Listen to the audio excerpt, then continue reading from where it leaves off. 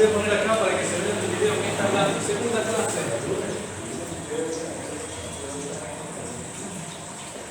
Bueno, habíamos visto en la clase pasada, entonces, que nuestro Señor vino a revelar, vino a transmitir la verdad que se desconocía, de hecho, por los hombres, hasta que nuestro Señor viene y revela, es decir, quita un velo de las verdades que son siempre las mismas, son eternas, porque Dios es eterno, Cristo es el mismo ayer, hoy y siempre, pero Él le quita el velo, de tal manera que a partir de ese momento los hombres comienzan a ver.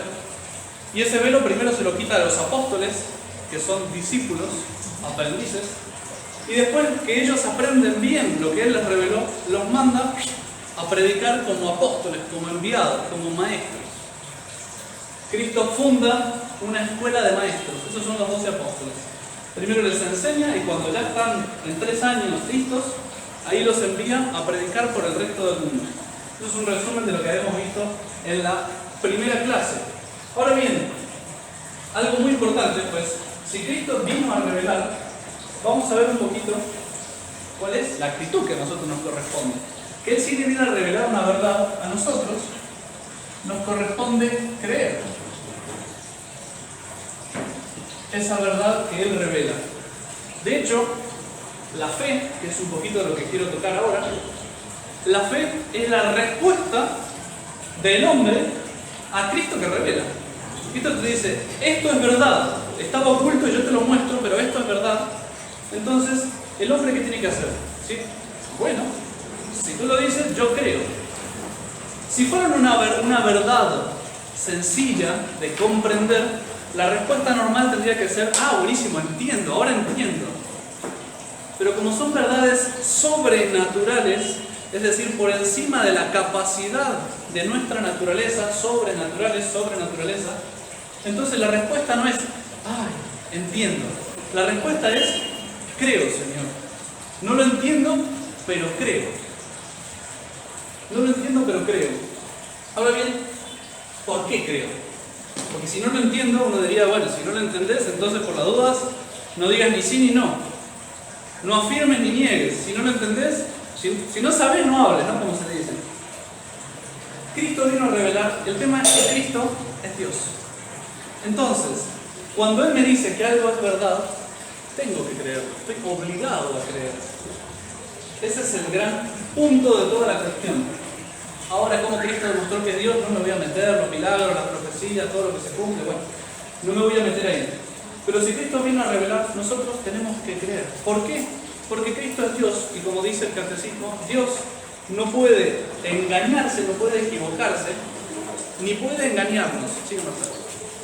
Entonces, justamente por esa fidelidad de Dios, que no se equivoca porque es Dios y no es malo, no nos quiere engañar, no nos quiere tramposear, por eso uno está obligado a creer. Entonces, ¿qué es la fe?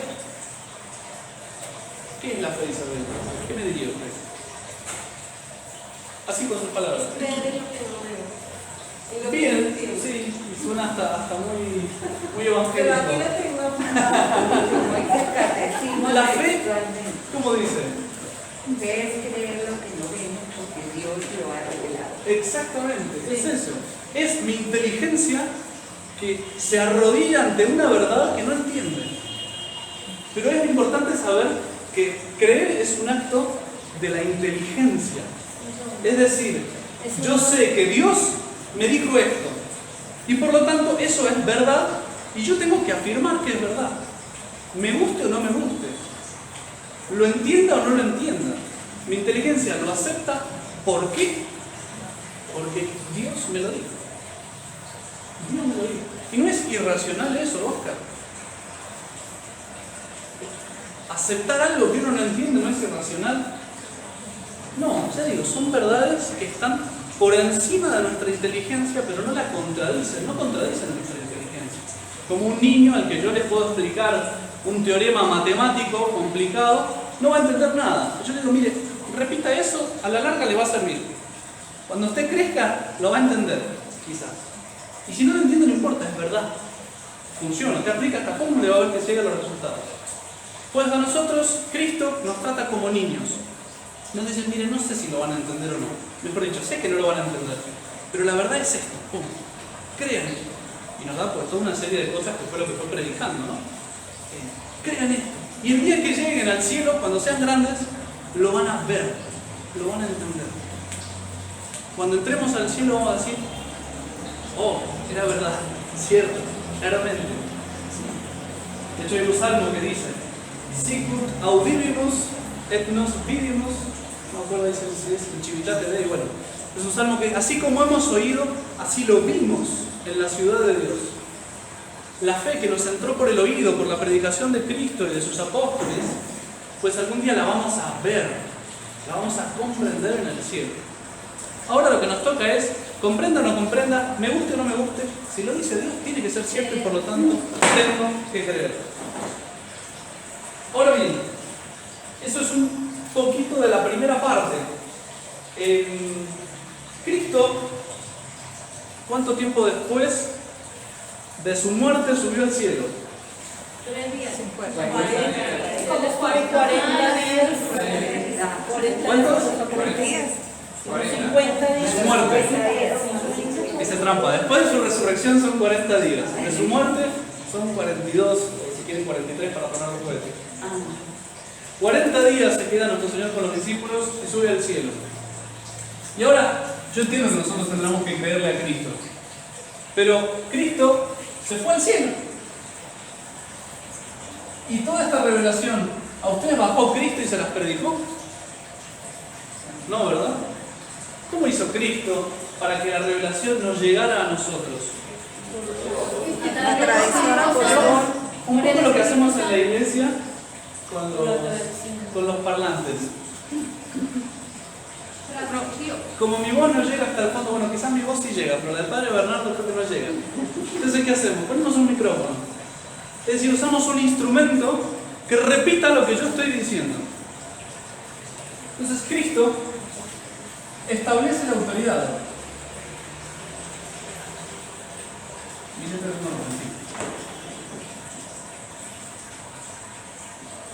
¿Y para qué establece esa autoridad?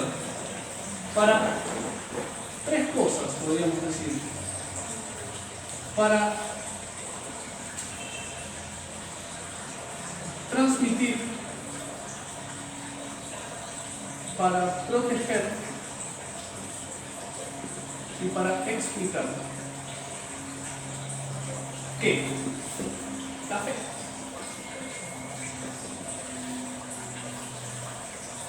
Cristo le interesa que lo que Él predicó en la tierra se siga predicando mientras Él se va. Entonces, ¿qué hizo durante esos 3 años? Ya dije, estableció maestros, formó maestros que después iba a enviar a predicar. Muy curioso, como les decía, ese doble nombre que se le da a los discípulos de nuestro Señor. Discípulos y apóstoles. Son discípulos porque pasan 3 años aprendiendo, viene de dicere, en latín, aprender. Aprendices y maestros, enviados para por todo el mundo predicar el Evangelio, bautizando en el nombre del Padre, del Hijo y del Espíritu Santo, y obligándoles a guardar todo cuanto os he enseñado.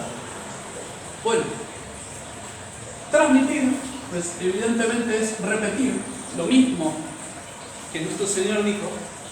Proteger es porque siempre van a aparecer falsos pastores que van a intentar cambiar lo que Él dijo. No. Cristo no dijo eso, dijo esto. Proteger. Y explicar es un poco pasar de la semilla al árbol. Es decir, desarrollar en el mismo sentido que Cristo dejó las cosas. Así como si alguien estableciera los principios de la geometría, qué es un punto, qué es una línea, qué es un plano, qué es un...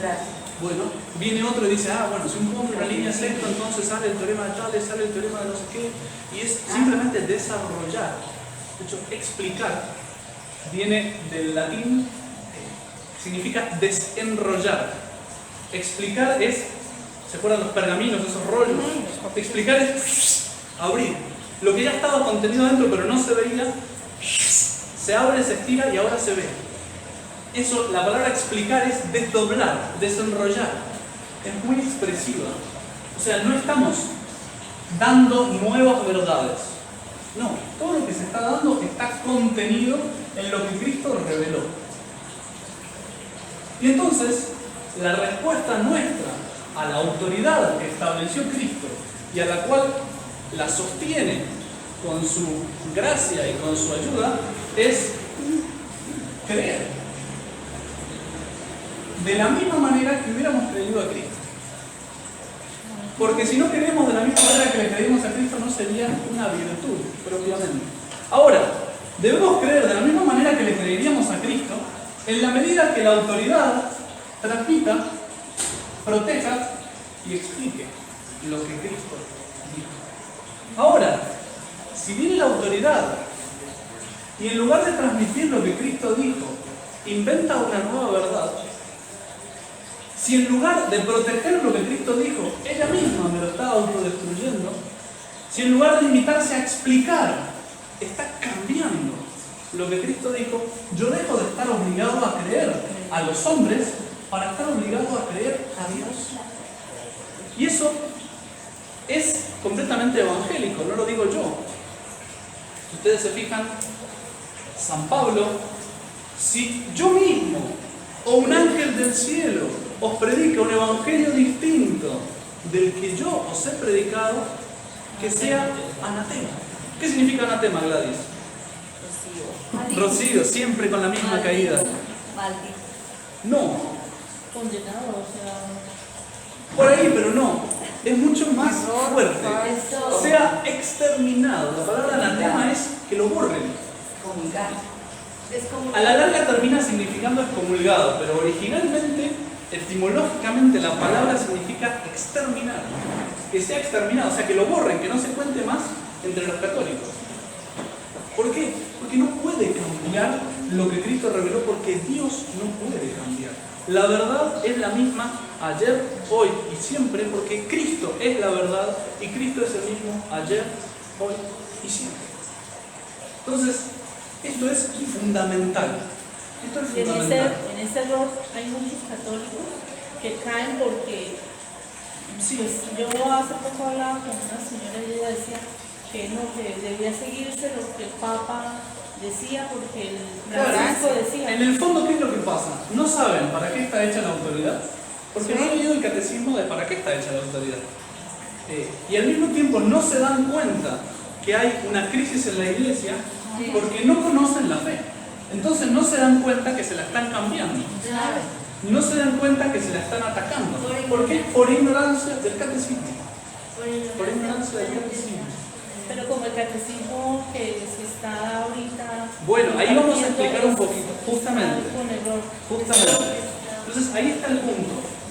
¿Qué es, en resumen, de lo que tendrían que haber leído el primer capítulo de la crisis y el segundo capítulo de la crisis y el tercero? No, mentira. Primero de la crisis, segundo de la fe. Pues, ¿qué es lo que está pasando? ¿Qué es la crisis que estamos viendo? Es una crisis en la fe. Vamos a escribirlo eso. Vamos a borrar acá.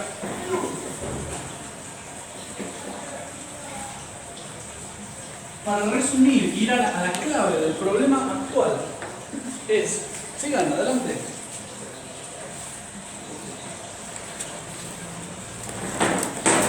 Es en la fe y está causada por la autoridad.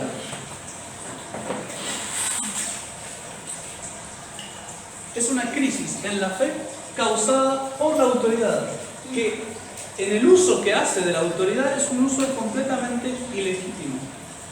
Es un uso que se va de eso que decíamos, de transmitir, de preservar y de explicar la fe.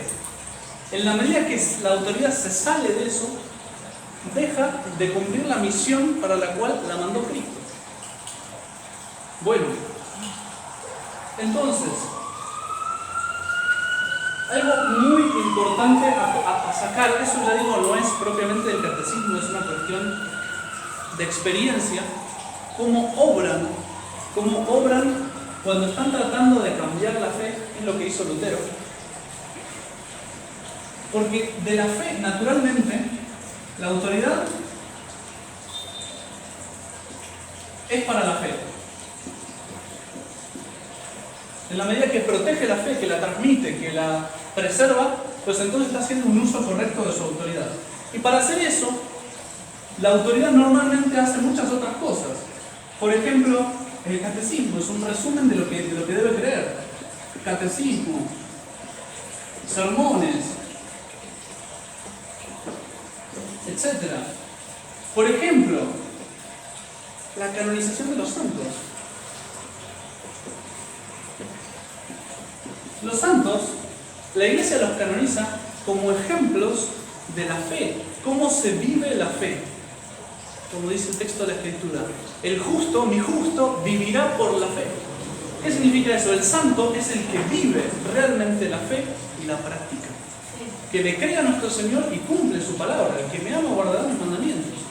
Por eso la Iglesia pone santos, no para mandarlos al cielo. Cuando la Iglesia lo canoniza, entonces lo manda al cielo. No, ya estaban allá.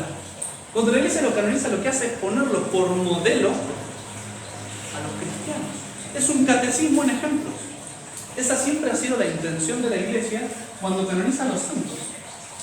La liturgia, por ejemplo, nace también de la fe. ¿Qué es la liturgia? Palabra rara. John, ¿qué es la liturgia? ¿A qué le suena? John. Cuando el Padre nos explica la palabra. No, esa sería la predicación. ¿Las lecturas que hace? Algo de eso, la liturgia. Los ritos que la Iglesia. Eso. La liturgia es la oración oficial de la Iglesia. Es decir, la Iglesia que dice qué es lo que se debe rezar, quién lo debe rezar y cómo se debe rezar. Si quieren se los anoto, que eso es interesante, pero vamos a ver después en otro momento. Pero...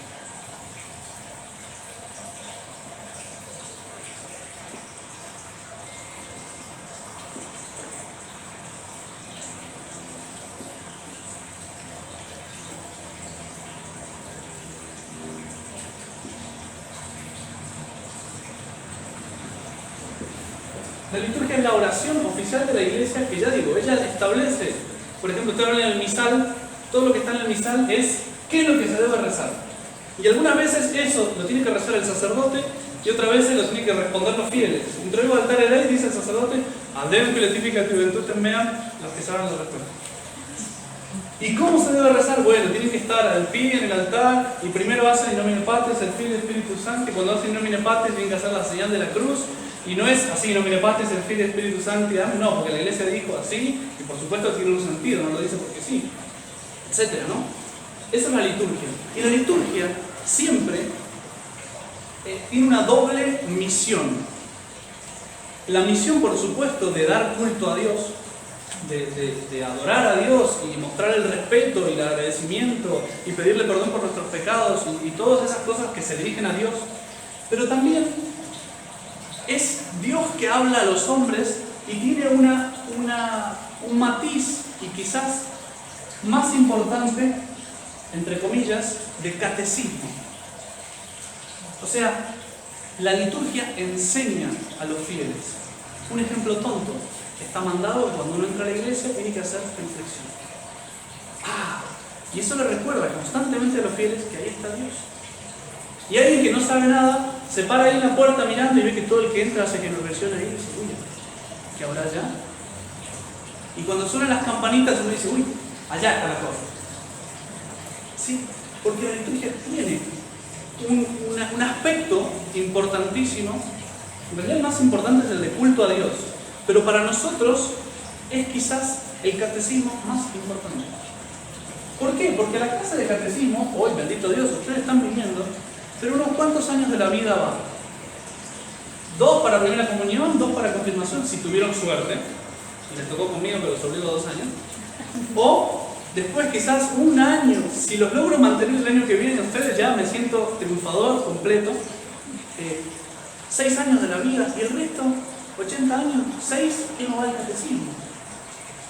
Sermones sí, escucha un poquito más, pero la liturgia uno le toca siempre. Por eso, todos los reformadores que quisieron inyectar una falsa fe, lo primero que hacen es modificar esto para que exprese una falsa fe. porque sabe que esto es lo que más enseña a los fieles las verdades, sean las verdades divinas, si está bien hecho, sean sus errores humanos, si están mal hechos. Bueno, acá podemos sacar un montón de otras cosas que nacen de la fe y que se usan para conservar la fe también, por ejemplo, el derecho canónico. No tienen ni idea qué es eso, pero no importa. Son las leyes de la Iglesia. Una ley, por ejemplo, que nos ayuda a conservar la fe y que es una expresión y que nace de la fe, los ayunos y vigilias. Entonces el Viernes Santo tengo que hacer ayuno. ¿Y para qué sirve eso? ¿Para molestarnos? No, es justamente para que uno se recuerde que el Viernes Santo es un día importante, que Cristo murió por mí y que yo tengo que unirme a esa cruz de nuestro Señor. Es una expresión de la fe. Un protestante no ayunaría nunca un Viernes Santo. ¿Por qué? Y porque ya Cristo me salvó. El Viernes Santo para ellos es el día de triunfo, de alegría. Ya Cristo murió y nos salvó. No, el católico sabe que tiene que unirse a la cruz de nuestro Señor y por lo tanto tengo que hacer penitencia por mis pecados ese día. Ya que Cristo murió por mí, eso me obliga más. Pero claro, es de acuerdo a la fe y uno va absorbiendo la fe en esas cosas. Por supuesto, todas estas cosas explicadas con los sermones, ¿no? La liturgia explicada con los sermones, el derecho canónico de la ley de la Iglesia explicada por los sermones, los santos también explicados por los sermones, el catecismo explicado por el sacerdote. Siempre es la autoridad que está enseñando el catecismo, canonizando, reformando la liturgia y explicando el derecho canónico. Bien, dije que iba a hablar de la crisis. La crisis actual es una crisis, dijimos, en la fe. ¿Y qué es causada por la autoridad? Ahora bien, la fe es una semilla que sale en árbol, germina en árbol. Es el grano de mostaza que se hace grande y todas las aves del cielo vienen a posar en las ramas, en las hojas, vienen a comer de sus frutos. Ahora, si la fe cae todo. Cae todo. Porque empezamos a tener nuevo catecismo, sermones que predican cualquier cosa. Empezamos a tener nuevos santos y los viejos los echamos al tacho de basura porque ya no nos sirven. Empezamos a tener nueva liturgia, nuevo derecho canónico. Todo. Empezamos a tener todo nuevo y todo, ¿para qué? Para expresar el nuevo error que la autoridad está expresando. Qué complicado. ¿Cómo puede ser que ocurra eso?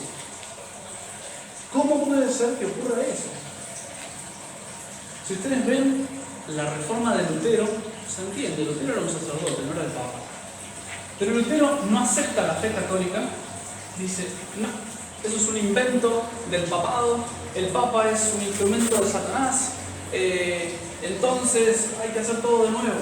Lutero realmente concentra toda su lucha y toda su reforma de la Iglesia acá, en la liturgia. Él dice, si yo cambio la liturgia, tarde o temprano voy a cambiar la fe. De hecho, Monseñor Lefebvre lo cita muchas veces. La reforma anglicana en Inglaterra, Enrique VIII decide que quiere divorciarse y quiere casarse con otra, y el Papa le dice, mire, disculpe, nuestro Señor dijo lo que para siempre, etcétera, bueno, todo lo que es de nuestro Señor que hablan de matrimonio, no puedo, ni siquiera yo como Papa puedo disolver eso. No le gustó, bueno. Cuando se separa de la Iglesia, Enrique VIII, Cranmer, pues si quieren, Cranmer es el responsable de hacer la reforma de la liturgia. ¿Para qué? Para que exprese la nueva fe. Y cuando la impone al principio, la gente la agarra de mala gana. No le gusta. ¿Por qué me están cambiando la misa? Y de hecho, ya habían perdido un poquito la fe en la presencia real de nuestro Señor los sacerdotes, que era lo que estaban haciendo esa reforma litúrgica. Y en un momento cuentan en las actas históricas que se cae una hostia al piso y el sacerdote le dice al feligrés, entre comillas, por favor recójala y vaya que yo. Y el feligrés la quiere tocar, pero nuestro Señor le hizo una foto acá. Pero pasó el tiempo y ya no hay nadie de los anglicanos que crea propiamente en la presencia real de nuestro Señor. ¿Por qué? ¿Cómo lo lograron? Sobre todo acá. Sobre todo ahí. Con la reforma de la liturgia logran, porque ya digo, es el catecismo del día a día que uno traga constantemente. Si ustedes eliminan el respeto de la liturgia, van a terminar perdiendo la fe en la persona que está ahí, que es nuestro Señor. Porque cuando nuestro Señor estaba presente con su cuerpo físico, digamos así, visible, mejor dicho, cuando nuestro Señor se veía, pues uno no se iba a olvidar que estaba ahí, ¿no? Cuando no se ve, lo único que me recuerda que Cristo está ahí son todas las muestras de respeto que yo pongo y que me están funcionando de catecismo para decir, ojo, está Dios ahí, esa lamparita que está encendida, que creo que ya no hay una iglesia que lo tenga, esa lamparita está diciendo, está el Santísimo, tiene que hacer genuflexión, y si está apagada, no está, tranquilo. El Viernes Santo estaba apagada y la puertita abierta, no está, tranquilo, no hace falta que haga genuflexión. Esa lamparita, la bandeja de comunión para recoger las partículas, están diciendo, en cada partícula está Dios, por eso la iglesia toma ese cuidado, los dedos justos del sacerdote, bueno, incorporar 1000 cosas que la liturgia tradicional tiene, me están recordando a cada paso que está Dios acá. Y si yo no recuerdo a cada paso, está Dios acá, yo me olvido que está Dios ahí. ¿Y saben quién es el primero que se olvida? El sacerdote. ¿Y saben por qué? Muy sencillo, porque está constantemente manipulando a nuestro Señor. Si no lo obligan a estar siempre respetuoso, se olvida de con quién está. Y tarde o temprano, si la iglesia no lo obliga, él empieza a creer que no está. Y eso no es una cosa que me invento yo. Hoy en día se ve claro. Cuando lo decía Monseñor, sonaba profeta. Pero yo lo digo ahora y ya suena a perogrullo, ¿no? Todo el mundo lo ve, todo el mundo lo ve. El padre Juliano, yo ese ejemplo también lo he puesto muchas veces. El padre Juliano en su seminario, la mitad de los seminaristas, es decir, cuando se estudia para sacerdote, la mitad de los seminaristas no se arrodillaba en la consagración porque no creían que nuestro Señor estuviera presente. Y la otra mitad sí, entonces estaba la batalla. Y esa batalla estaba porque los profesores del seminario, había algunos que decían que sí y otros que decían que no. Y eso es la mitad de los seminaristas, un seminario de 30 seminaristas. 15 sacerdotes van a salir de ahí que no creen que Cristo esté presente. ¿Por qué? Y un poco porque la liturgia no te obliga. Si la liturgia te obligara a estar de rodillas, entenderías que está pasando algo. Si te obligara a estar en silencio, si te obligara con las campanillas a mirar y decir, ¿qué está pasando ahí?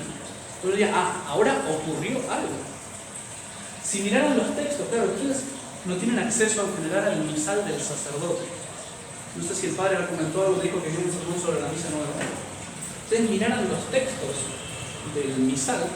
Todo lo cambiaron, padre, todo el exorcismo. No solo las palabras, más allá de las palabras, el mismo modo, la puntuación. Y la puntuación es muy importante. Porque en la liturgia tradicional, Cristo toma en sus manos el pan, envía hacia arriba, da gracias, lo bendice, punto. Aparte, y la letra rojita que está diciendo qué es lo que tiene que hacer el sacerdote. Ahora pasamos a la acción, infracciones. Ahora hay que hacer algo. No estamos relatando ya el pasado, ahora hay que hacer algo. ¿Qué es lo que hay que hacer? Hay que consagrar. ¿Cómo se consagra? Inclínese sobre la hostia, tómala entre sus dedos, diga distinta y claramente las siguientes palabras. ¡Pum! Y en letra mayúscula, negrita, resaltada, la fórmula de consagración. ¿Qué es eso? Es la iglesia que me está enseñando. Le está enseñando al sacerdote, porque usted no lo lee nunca eso. Le está enseñando al sacerdote, ojo, ahora estás por hacer la consagración, estás por transformar el pan en el cuerpo de nuestro Señor.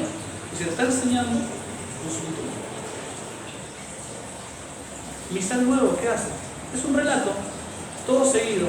Tomó el pan entre sus manos, levantó los ojos al cielo y él dijo, tomad y comed, esto es mi cuerpo. Está bien, si el sacerdote quiere consagrar, va a decir esas palabras en forma de consagración. Pero si nadie le dice que esa es la forma de consagración y que tiene que consagrar, ¿de dónde lo vas a saber? Está bien, lo puedes saber por otro lado, pero la liturgia no se lo está diciendo. Es como que le está dando los dos caminos, puedes ir por acá o por acá. Y más bien por acá, porque es el que sigue el relato, por acá.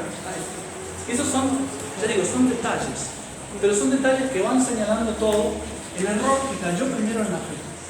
Bien, un punto importante que es, o sea, los fieles no van directamente a la revelación que nuestro Señor nos dio, no van a las fuentes de la fe, que serían la tradición y la escritura. No sé si les hicieron los deberes, bueno, lo expliqué un poquito la clase pasada. Los fieles no van normalmente a estas dos fuentes de la revelación, porque no van a leer los santos padres lo que dicen de lo que debe ser la liturgia, lo que dicen de la fe, o lo que dicen de la revelación. No. Escuchan el sermón del domingo y gracias a Dios si lo escuchan y no se duermen. Van al catecismo 1 o 2 años de su vida, o 3 o 5, y vayan a saber si lo recuerdan. Los santos, bueno, tendrán algunos santos que por ahí conocen algo de su vida, pero la liturgia la tienen todos los días, los que vayan a misa, y cuanto más vayan a misa, y sobre todo si es el sacerdote que le toca diariamente, ahí se envenena, ahí se envenena.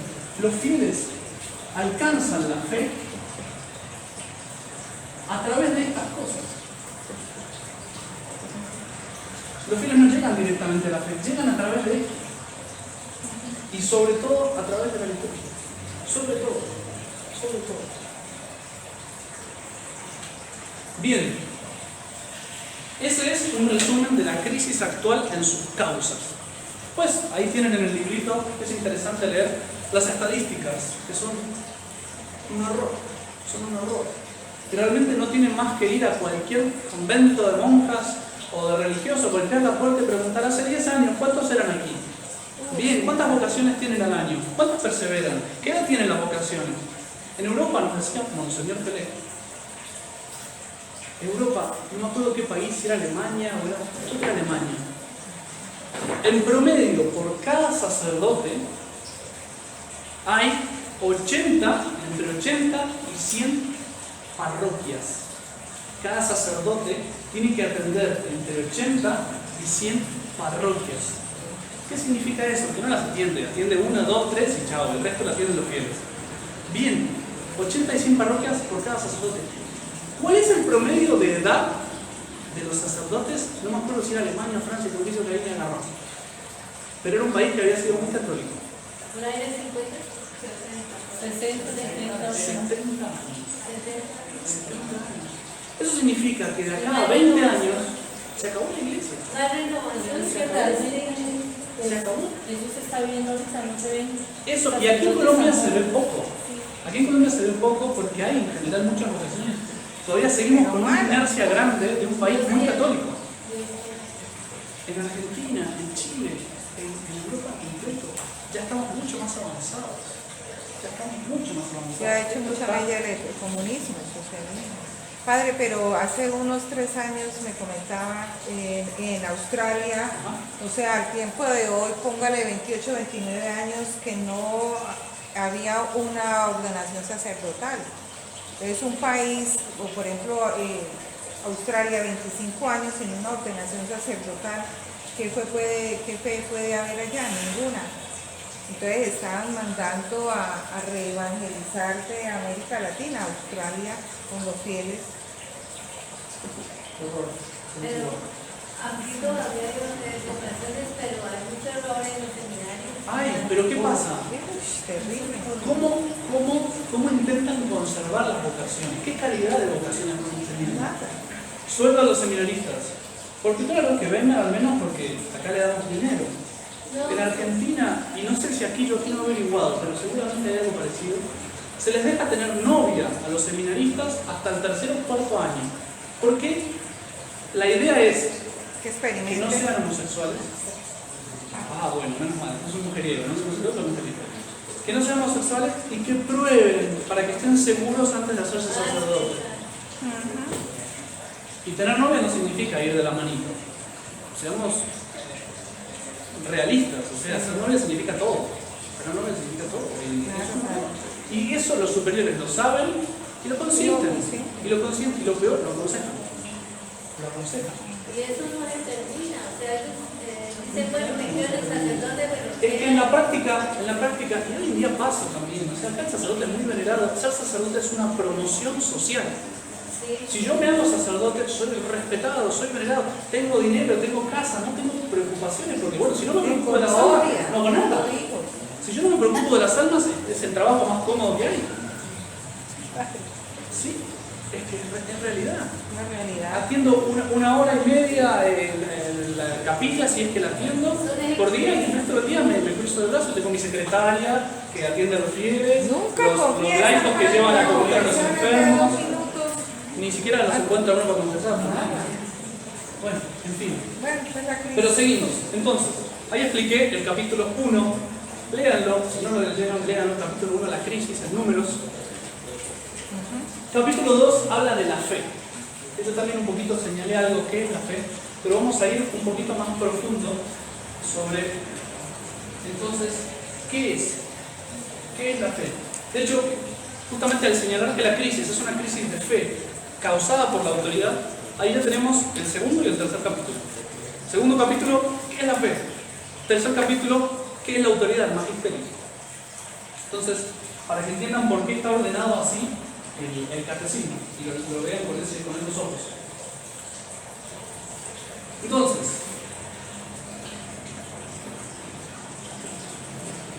la fe.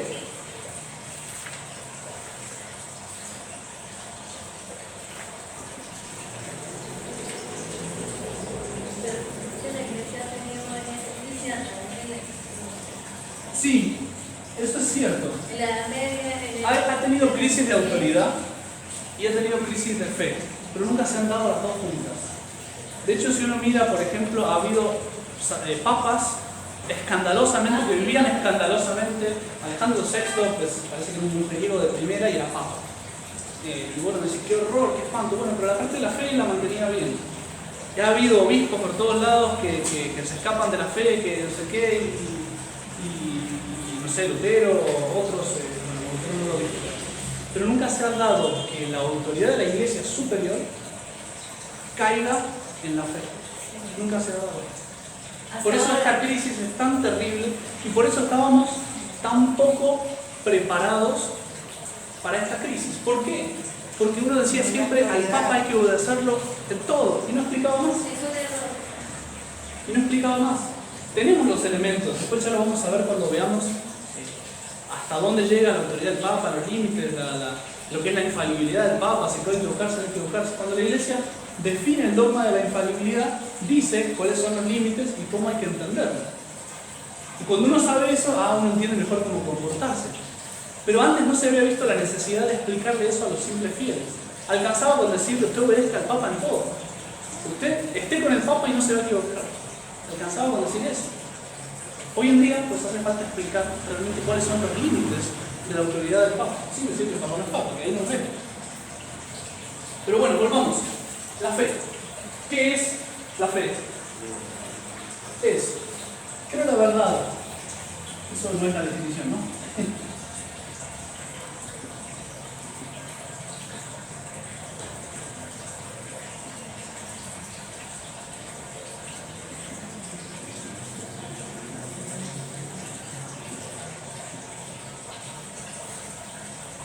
Creo la verdad que Cristo me revela, aunque no la entienda. Eso podría ser una definición del acto de fe. ¿Qué es lo que hago yo en un acto de fe?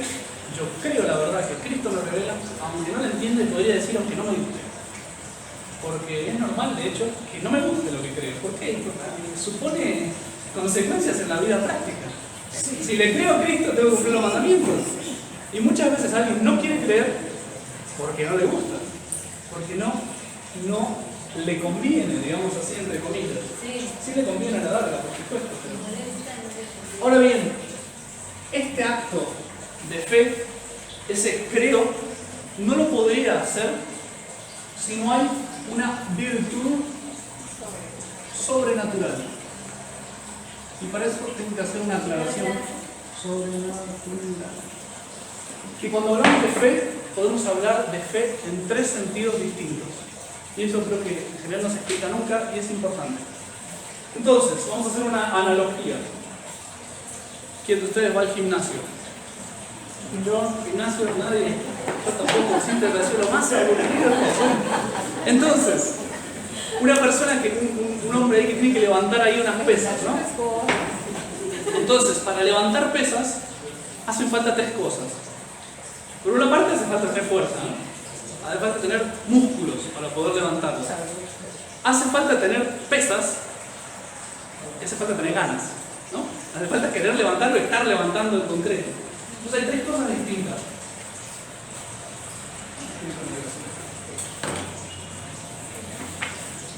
Tres cosas distintas.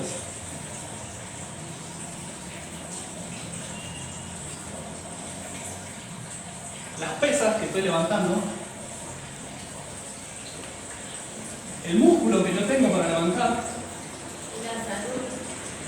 Bueno, el músculo de salud ponga prueba y lo ponemos juntos. Y las ganas, ¿no? Querer, No solo querer hacerlo. ¿Lo hago o no lo hago? Hacerlo. El acto. Entonces, cuando yo hablo de fe, puedo hablar de fe en tres sentidos distintos. Puedo hablar de fe como las pesas que tengo que levantar, y en ese caso estoy hablando de fe como revelación, lo que tengo que creer. ¿Qué es lo que tengo que creer? Lo que Cristo reveló. Y en ese sentido uno dice, la fe dice que Cristo es Dios. Estoy hablando de la revelación, lo que Cristo dijo, yo soy Dios. ¿Qué es lo que yo tengo que creer? La revelación, las pesas que tengo que levantar. En hacerlo, el levantar esa fe, el creer en esa revelación es un acto de fe.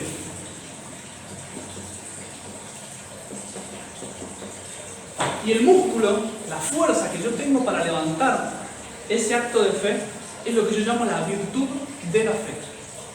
¿Cuál es la diferencia entre la virtud y el acto de fe? La diferencia que hay entre tener músculo para levantar una pesa y levantarla. Por ahí tengo la fuerza que nunca la levanto, yo no voy al gimnasio, me aburre. Y el músculo lo tengo siempre, cuando estoy durmiendo tengo músculo. Yo no he visto hasta ahora a nadie que durmiendo esté levantando pesas. No. ¿Por qué? Porque esto es siempre, si es que lo tengo, y esto es a veces, si es que una vez lo hago.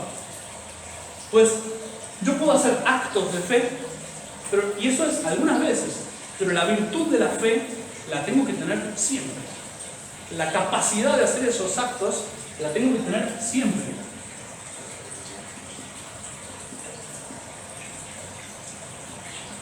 Bien, ¿qué es lo que ocurre con la fe? ¿Por qué les digo que esto no se puede hacer sin una virtud sobrenatural? Pongámosle, ¿no? Mi dibujo es espectacular. Tengo una personita, un hombre muy musculoso, que va a levantar ahí sus pesas. Tiene una pesa. Padre, eso sería un poco como, por decir la analogía con la materia, intención y sustancia. Materia sería la revelación. Sí. No, la intención. No, la intención era algo de fe. No. Porque la intención sé que algo querer, pero no es. No, claro, la intención no necesariamente es hacerlo. Tengo que tenerla para hacerlo, pero son distintas. Son distintas. Y por sustancia, bueno, es una palabra que tiene muchísimas acepciones.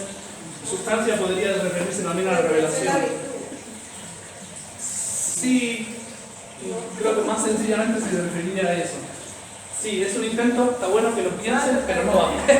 Toca trabajarlo un poco más. Entonces, una persona que yo le digo, bueno, estas son tus pesas, tenés que levantarlas. ¿Bien? Bien, si él tiene fuerza suficiente, las va a levantar. ¿Qué es lo que pasa con la fe? Viene Dios y me dice, estas son tus pesas. ¡Ay, no, padre! Mucho. Viene Dios y me Mucho dice, estas son tus pesas. Y entonces, ¿cómo hago yo para hacer eso? Tiene que venir Dios, y me va a poner músculos sobrenaturales, por encima de lo que mi pobre naturaleza alcanza a hacer. Fíjense, yo no puedo entender nada de lo que está en la fe. Está todo por sobre la capacidad de mi naturaleza. Y entonces, ¿cómo hago para creer eso y afirmarlo y estar dispuesto a dar mi vida por esa verdad que no entiendo? ¿Cómo hago? Tiene que venir Dios y me tiene que poner un músculo súper potenciado, un músculo a lo Terminator, no sé. ¿Entienden? Esto, entonces para que repitamos, esto es la revelación. ¿De dónde salen estas pesas? ¿Qué es lo que tengo que creer? Lo que Cristo reveló. El acto de levantar es el acto de fe. Y el músculo es la virtud sobrenatural. Pero no alcanza, de hecho no alcanza que Dios me dé el músculo. Además de darme el músculo, Él hace un poco como el papá que agarra la mano del niño y escribe. Él nos tiene que dar una gracia actual para que podamos hacer cada acto de fe. Cada acto de fe, cada vez que levanta las pesas, está Papá Dios atrás que está levantando con nosotros. Como si nos pusiera una grúa acá que engancha acá con un gancho y nos ayuda a levantar. Pero eso no está siempre. Por eso, siempre tenemos que pedir la gracia para cualquier obra buena. Esto vale para la fe, vale para cualquier virtud. Todas las virtudes sobrenaturales funcionan así. Hay algo que Dios nos pide que está por encima de nuestra naturaleza. Necesitamos que nos ponga la virtud y necesitamos que nos ayude a hacerlo en concreto. La virtud de la fe, ¿cuándo la recibimos? En bautismo. En el bautismo, exactamente. En el bautismo recibimos la fe. De hecho, el bautismo comienza fuera de la iglesia. ¿Qué pides a la iglesia de Dios? Pido la fe. Y eso es lo que le van a dar. Le van a dar la gracia y con la gracia santificante vienen la fe y todas las virtudes. De hecho, alcance con que sepan que recibimos el bautismo esto. ¿Y por qué se pierde entonces? Porque a uno lo bautizan, pero realmente uno como que... El tema está en los músculos, ¿no? Los músculos, ¿cómo se desarrollan? Un bebé nace con músculos. Por el ejercicio. Sí, nace con músculos. Si no tuviera músculos, se le caería el cuello. Sí, nace con músculos. El tema es que esos músculos hay que desarrollarlos, hay que ejercitarlos. Y cada acto de fe hace crecer los músculos. Cada acto de virtud hace crecer la virtud. Todas estas personas que han sido de otra iglesia y Ahora vamos a llegar a eso. la gracia del bautismo. Ahora vamos a llegar. No exactamente a eso, voy a tratar simplemente el tema que nos toca, que es si hay otras personas que tienen la fe o no. Bueno, un detalle entonces. La revelación, ¿de dónde la recibimos? En realidad nosotros la tendríamos que recibir de la iglesia. Cristo le predicó a los apóstoles le predicaron a otros, también formaron maestros, esos maestros predicaron a otros, a nosotros nos llegaría por el magisterio.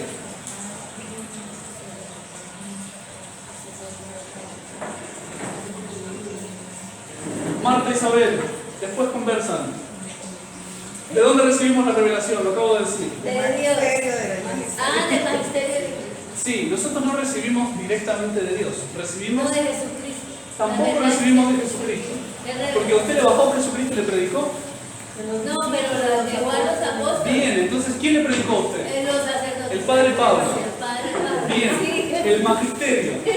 El magisterio de la iglesia es el que nos da lo que tenemos que creer. Y la fuerza, no el músculo, sino el acto, quien nos ayuda a cada momento, es la gracia actual, que eso en algún momento lo vamos a estudiar si Dios lo permite. Es como esa grúa que está acá arriba. La gracia actual, que nos ayuda.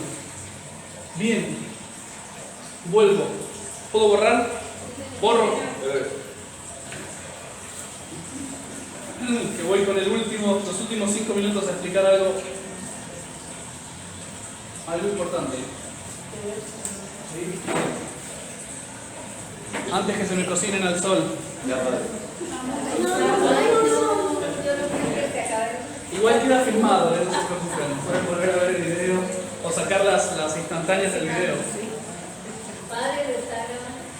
Estoy filmando, claro que sí. Por eso digo que tengo 5 minutos. Son 5. Ya, yo Bien, borré. lo quiero. Después, los que no estén en el grupo de catecismo, me piden que los ponga en el grupo de Telegram. Y sepan que ponerlos es firmar un contrato de examen.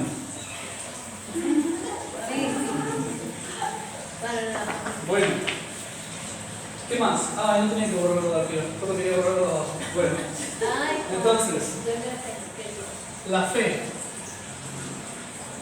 es, creo, la verdad, ¿quién se acuerda de la definición?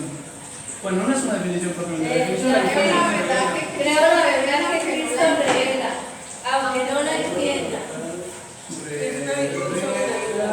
Y es una virtud que Dios nos da para.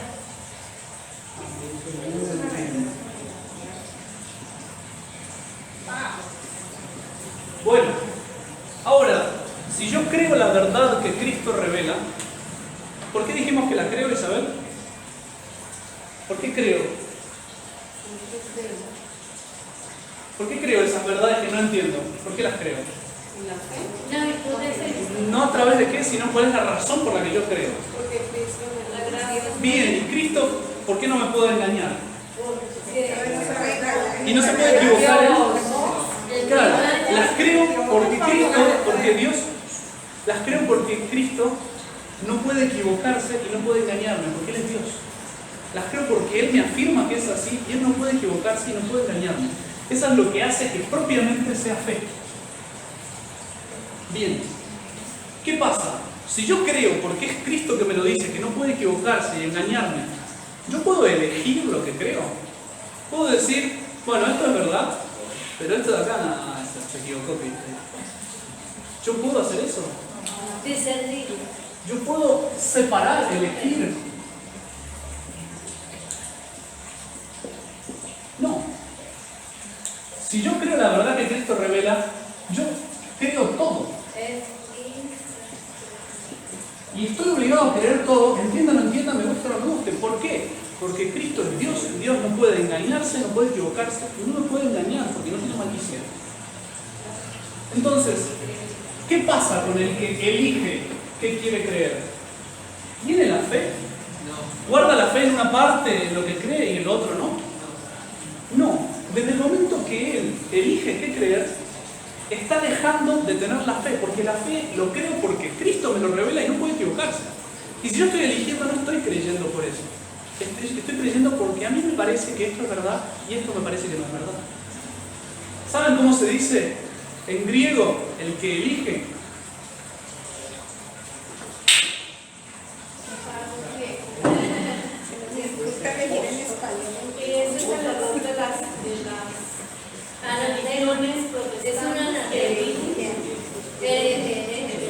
Hereje es exactamente eso, el que elige. Es el que elige qué quiero creer y qué no. Vino Lutero y dijo, no, yo no puedo creer eso del pecado original, yo no puedo creer eso del bautismo, de los sacramentos. Lo otro sí, que Cristo nos ama, que murió en la cruz por nosotros, sí, eso lo creo. Eligió, desde ese momento él es hereje. Y entonces tiene que ser anatema. Desde ese momento, él deja de tener la virtud sobrenatural de la fe. Ahora, es cierto que hay una parte de cosas que cree, pero eso lo cree no con los músculos sobrenaturales que Dios le pone, sino con sus músculos humanos. ¿Y por qué lo puede levantar? Porque le parece fácil creer eso. Lo que le parece muy pesado, no lo levanta, lo deja a un costado. ¿Sí? Entonces, ¿los protestantes tienen la fe? No. No. Por un lado porque no tienen de las tres partes de la fe, no tienen, o sea, las tres modos de entender la fe, ¿no se acuerdan? La revelación la tienen recortada. Hay partes de la revelación que a Cristo no le gusta. Acomodada. Los músculos sobrenaturales no los tienen porque justamente por ponerse a elegir están perdiendo la virtud. Y el acto de fe lo pueden tener si no tienen músculos. No, es un acto, les queda solamente un acto natural.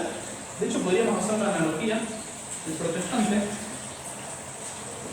o el budista o lo que sea. Se basan en la escritura, pero parcial, porque no todo. La recortan, por ejemplo, no sé, la epístola de Santiago, la fe sin obras es una fe muerta. No, eso no puede ser verdad. ¿Por qué? Porque no me gusta. ¿Cuál es la razón para que eso no sea verdad? Que no me gusta. Que no puede ser verdad, nada más. Entonces, el protestante, las pesas, las que le gustan,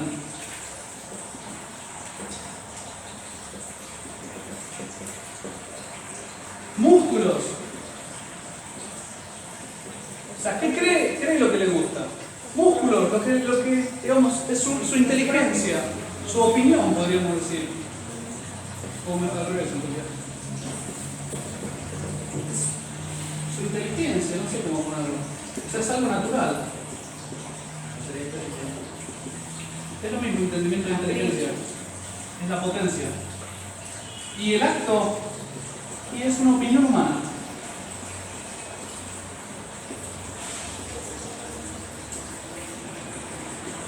Simplemente, es una opinión humana. Y por eso cambian constantemente lo que les gusta, porque muchas veces cambia, a veces le gusta una cosa, a veces le gusta otra. Hay tantos protestantes como gustos distintos hay en fe. No, y esto de revelación, no, bueno, es así. La Virgen es virgen o no. Unos dicen que sí, otros dicen que no. Cristo es Dios, algunos dicen que sí, otros dicen que no. ¿Cuántos sacramentos hay? Unos dicen 7, otros 6, otros 3, otros 2. Cada pastor es su iglesia. Lo que le gusta. ¿Con qué músculos creen? Con su propia inteligencia. ¿Y cómo lo levantan? Con su opinión humana. Pero es un negocio ya. ¿Cómo? Eso es como un negocio de que... Hay pastores sinceros que simplemente se creen lo que les dijo Lutero y lo practican. También hay estafadores que se dieron cuenta que es un gran negocio. Bueno, en fin. Preguntas.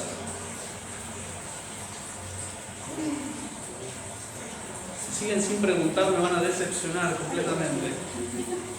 No puedo creer que haya sido tan claro. Padre, yo me pregunto a toda la gente que están, todas las iglesias que no se bautizan. Más fuerte que no entendí. Bueno, toda la gente que fallece sin ser bautizada porque Sí. por todas esas Hay un dogma de fe iglesias. que es, fuera de la iglesia no hay salvación. Pero hay que entenderlo bien. Así como fuera del arca de Noé se murió todo, hombres y animales, fuera del arca de salvación que es la iglesia, no hay. Ahora, uno puede unirse a la iglesia de diferentes maneras. ¿Qué pasa? Hay una cosa que se llama, digamos, la iglesia tiene un cuerpo y un alma. El alma de la iglesia, pues, es como la doctrina, como el espíritu, o sea, el deseo de buscar a Dios sincero. El deseo sincero de buscar a Dios podríamos decir que es como el alma de la iglesia. Y el cuerpo es la estructura propiamente de la iglesia, bueno, desde los templos construidos hasta los sacramentos, que son una cosa pues, sobrenatural pero corpórea, tienen ahí. O sea, el alma propiamente es la gracia santificante. ¿Yo puedo recibir la gracia santificante sin un sacramento, John? Sí, sí puedo. El modo normal de recibirlo son los sacramentos. Por ejemplo, y es algo que todos nosotros deberíamos saber, el simple propósito de confesarse después de un pecado mortal, propósito sincero, arrepentido por haber ofendido a mi Dios, ya me está devolviendo en ese instante la gracia santificante antes de la confesión. Si ustedes miran el catecismo, ustedes van a ver que hay dos modos de obtener el perdón de los pecados: la confesión o la contrición perfecta, con el propósito de cambiar. No me voy a meter por ese lado. Pero en concreto, ¿qué es lo que pasa con el caso de los que nacieron fuera? Bueno, si son sinceros en su búsqueda de Dios, siguen su conciencia. A pesar de las faltas religiones, a pesar de los errores, a pesar de no haber tenido el bautismo, si ellos obedecen a su conciencia, pueden estar en gracia de Dios y pueden salvar su alma. ¿Sí? Pero ¿cómo si lo creen parcialmente, por ejemplo? Lo que pasa es que cobran bien, pero el hereje es el que está eligiendo. Eso. Y para elegir hace falta saber qué es lo correcto y decir no me gusta, recorto, agarro esto y dejo lo otro. El que lo hace sin querer, pensando que está agarrando todo lo que Dios cree, puede tener incluso virtud de fe. Aunque esté levantando una pesa recortada, puede tener virtud de fe, en el sentido de que yo estoy queriendo creer todo lo que Dios me revela. Me equivoco en lo que Dios me revela. ¿Sí se entiende la distinción o no? Padre, La dejé más confundida que antes. los niños, ¿Cómo, perdón? Por ejemplo, los niños que sus padres son de una religión diferente a la católica. Claro, lo normal en el niño creer todo lo que dicen los papás. claro. Y si los papás le enseñan el budismo, le enseñan la protestante, Y llegan a pues él en su conciencia va a tratar de obedecer eso. Y él va a sentir, si no obedezco a la conciencia, cometo un pecado; si lo obedezco, hago un acto de virtud. Y Dios lo va a juzgar según su conciencia. Entonces, en concreto, fuera de la iglesia no hay salvación, pero también se pueden unir al alma de la iglesia. Ahora, ¿qué pasa? No es lo normal. Lo normal es que ya en la Iglesia Católica, con cuerpo y alma, nos cuesta practicar la virtud. Con la ayuda de los sacramentos, de la confesión, volvemos a caer, de la comunión, volvemos a caer. Pues ¿qué será el que no tiene todas esas ayudas? Puede ocurrir, y uno no lo niega, puede ocurrir que se unan al alma de la Iglesia, pero en la mayoría de los casos, o un gran porcentaje de los casos, no lo van a lograr, y son almas que se van a perder, porque esa religión los está aplastando, no los está ayudando a levantar. Si se salvan a pesar de esa religión, no gracias a esa religión. ¿Sí? Tendría mayor virtud porque una persona que está... Sí, digamos, les tocó más difícil, ¿no? Les tocó más difícil y nuestro Señor los juzgará con justicia. Les tocó más difícil, entonces, bueno, los juzgo de acuerdo a eso. Seguro. A veces uno no entiende porque hay gente que lee la Biblia pero no la interpreta ni entonces. Porque es lo normal. El Espíritu Santo no fue prometido para que cada uno sacara la revelación de la Biblia. El método elegido por Dios no fue: vayan, publiquen Biblia, repártanla y con eso todo el mundo va a alcanzar la fe. No, el método elegido por Cristo fue: formo maestros y esos maestros predican. Después uno puede dar la Biblia y ayudar, el maestro puede ayudarle al alumno a entender el libro, a enseñarle la materia de la fe. Pero si no está el maestro, el alumno no va a entender. No va a entender. Por eso se puede leer y leer la Biblia como los protestantes, quedar en cualquier cosa. ¿Sí? Desgraciadamente es así. No es que sea malo leer la Biblia, ojo. De hecho, es la palabra de Dios, es revelación. Pero se falta una guía, porque es algo que se puede interpretar de muchas maneras y toca interpretarla de acuerdo a la fe. Por eso yo siempre digo, para leer bien la Biblia hay que saber bien el catecismo. Cuando uno sabe bien el catecismo, interpreta bien la Biblia. Ya deja de tener peligros la Biblia. Bueno, voy a cortar acá porque no quiero un video más largo. Rezamos. Al San José de ahí. En nombre del Padre, del Hijo y del Espíritu Santo. Amén. Gloria al Padre, al Hijo y al Espíritu Santo.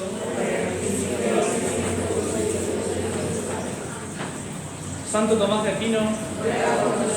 San José. San Pío X. En nombre del Padre, del Hijo y del Espíritu Santo. Amén. Traten de llegar temprano la próxima.